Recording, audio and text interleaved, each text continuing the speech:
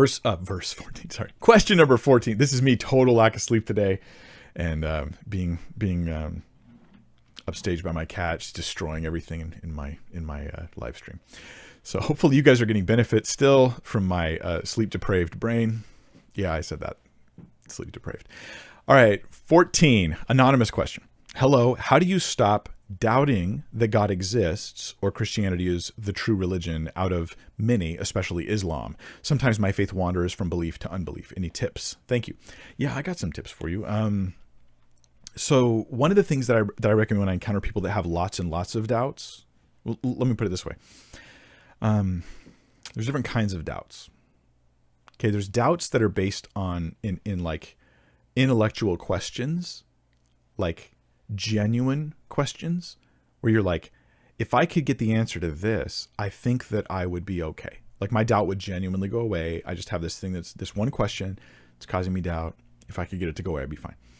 Then there are people who it's the fear, and you could call it intellectual if you want, but it's the fear of questions that is causing doubt.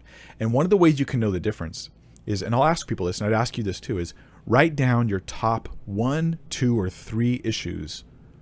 Top has to be, these are the most important issues.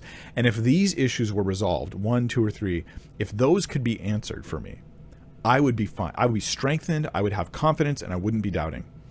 And if you can't do that, if you're like, oh, I can't write it out 3, it's more like 3 million. It's like every single thing. And now you have like this amorphous blob of objecting to God in every possible way. What I'm going to suggest is if you feel, and I understand feeling that way, but if you feel that way, it's not about intellectual issues here. It's about an attitude. It's about a general feeling.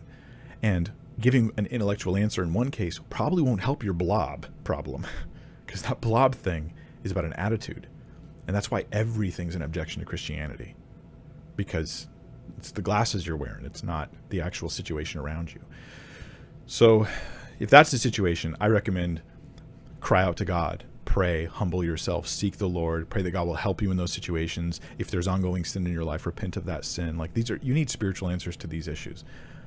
If, on the other hand, you say especially Islam, let's say your issue is Islam, then I recommend you write down 1 or 2 major issues with Islam, not 30, 1 or 2.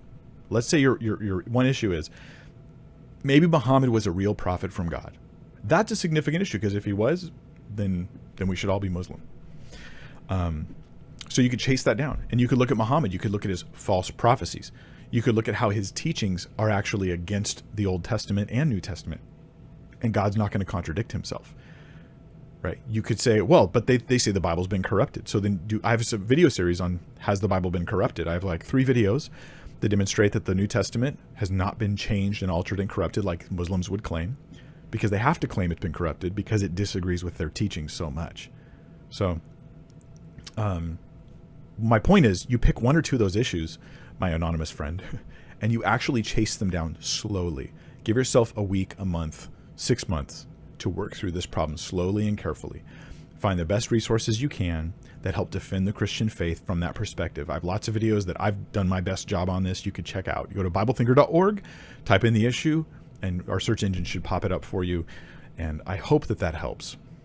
Again, you find 1, 2, 3 issues you can chase them down. If you have a blob, that's a spiritual time to get on your knees, get on your face before the Lord, seek him, repent of sin, and realize that this is not an intellectual thing. There's something else going on.